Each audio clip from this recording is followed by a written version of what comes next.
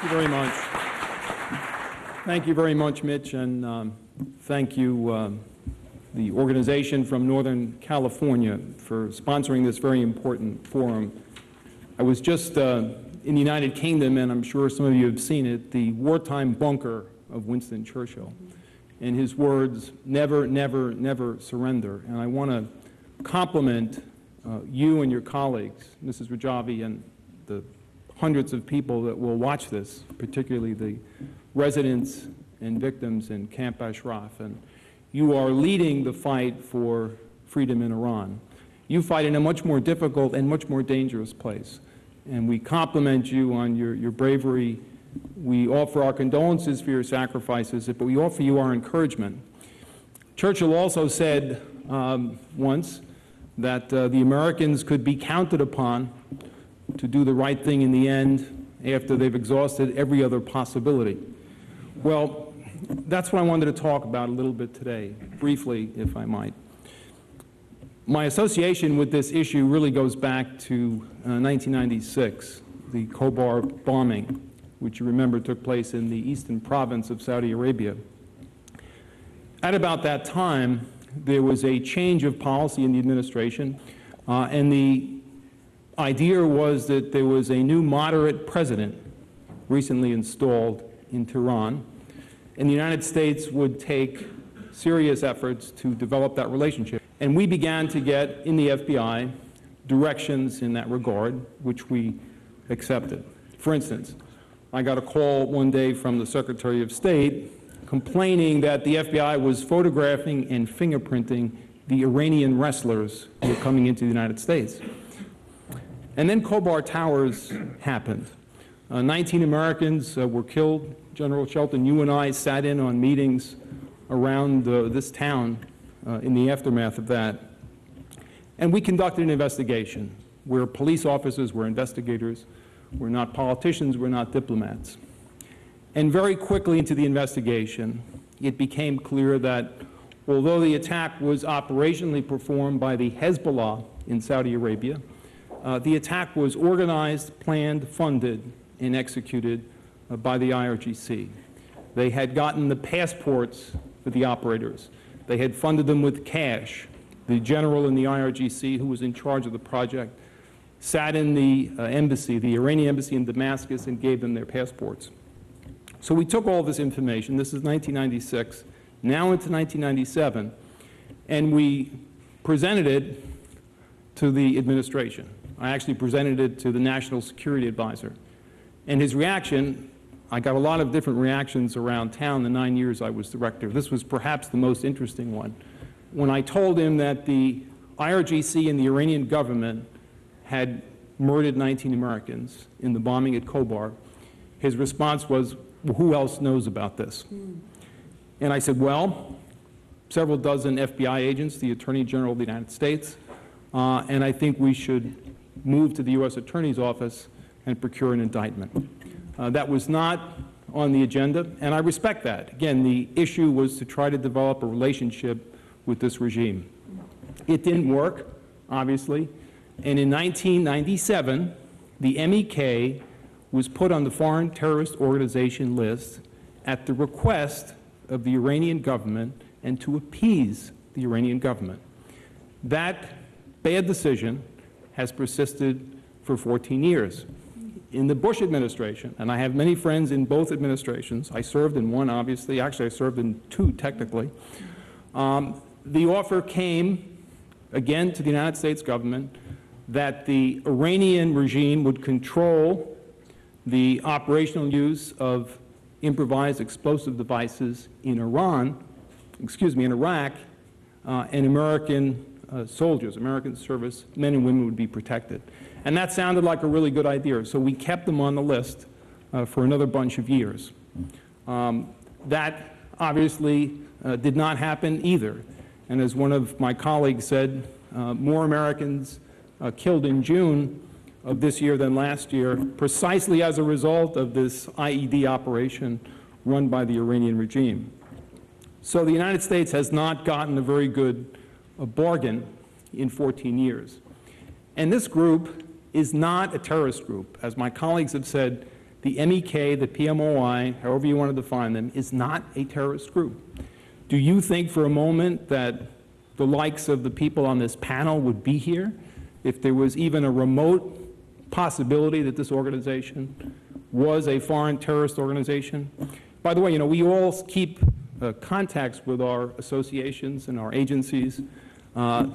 No one has come up to me or any of my colleagues from their current agencies and said, you know, I don't think you should be doing this. This is a bad organization. This is an organization that has terrorist intent or capability. That's not happened. No one, as far as I know, my colleagues also, we've not been notified by the Department of Justice that we are suspected of providing material assistance to a foreign terrorist organization. The reason is it's not a foreign terrorist organization except by the virtue of this bad decision that listed it and persisted. On the urgency issue, which is the second point I want to make, we are running substantially out of time here. I don't believe and I don't have confidence in the State Department process. In fact, I would not even call it a process. And my hope is that the people in the State Department who are working this issue, working is not the right word, would pay some attention to the words of our new Secretary of Defense, who recently said, damn it, make a decision. The decision here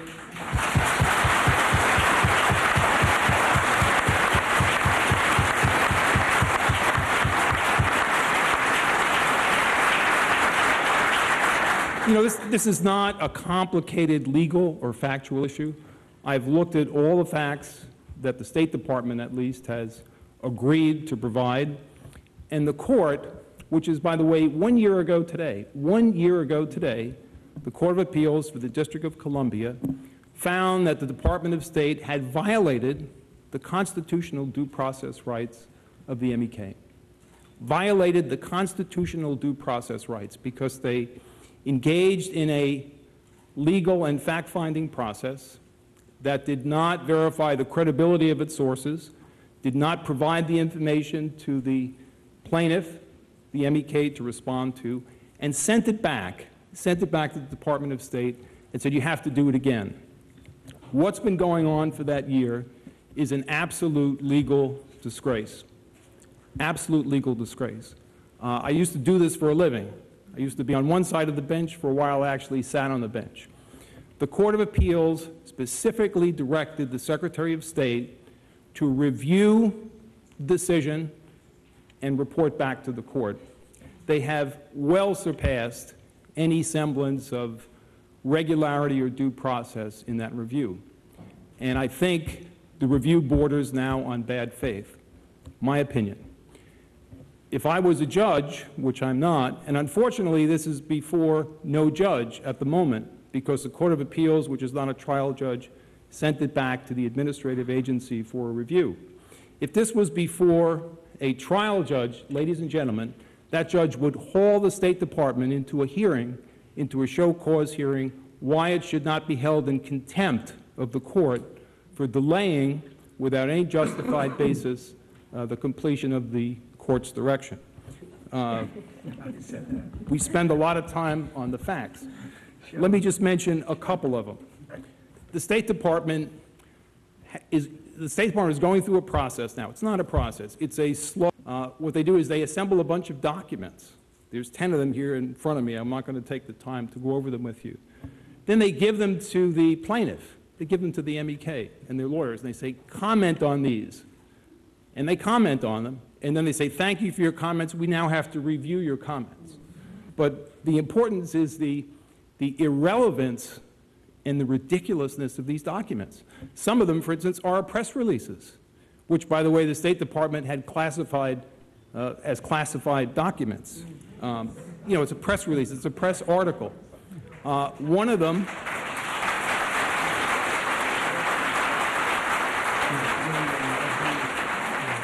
You know, then what they did is they interviewed a bunch of Iranian nationals applying for visas at U.S. consulates around the world and said, well, what do you think of the MEK?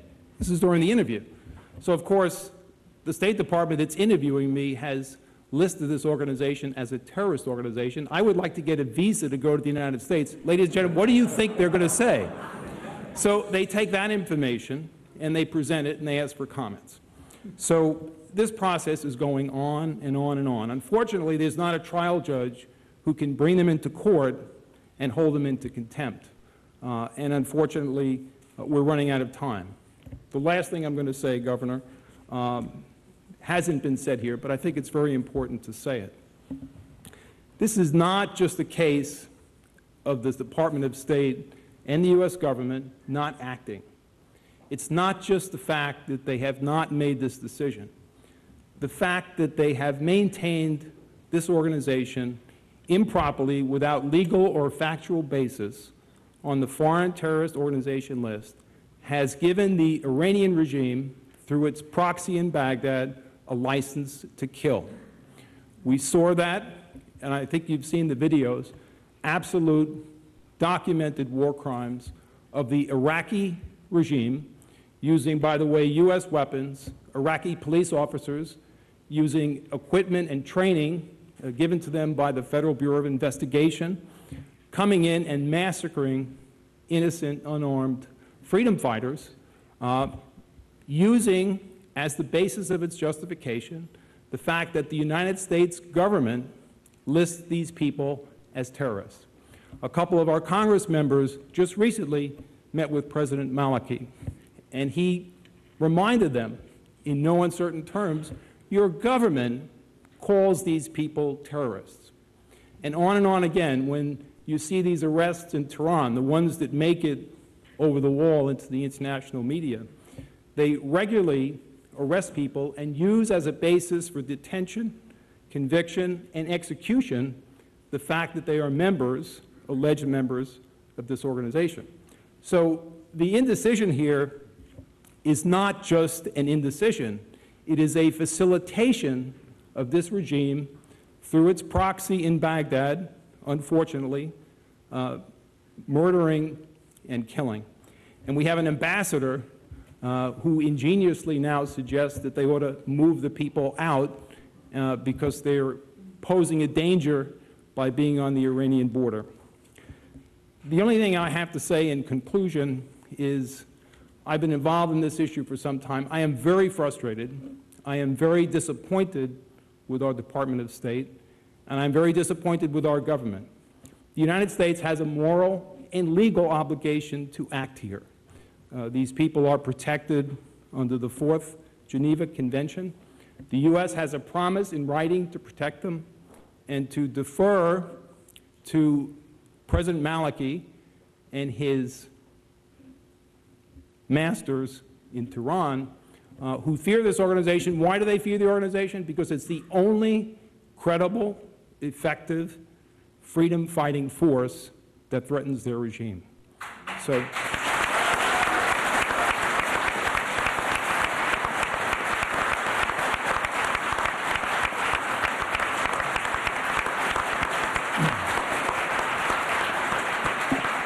So we call on our government to act quickly before it's too late, and to give the support to these freedom fighters that law and justice requires. Thank you.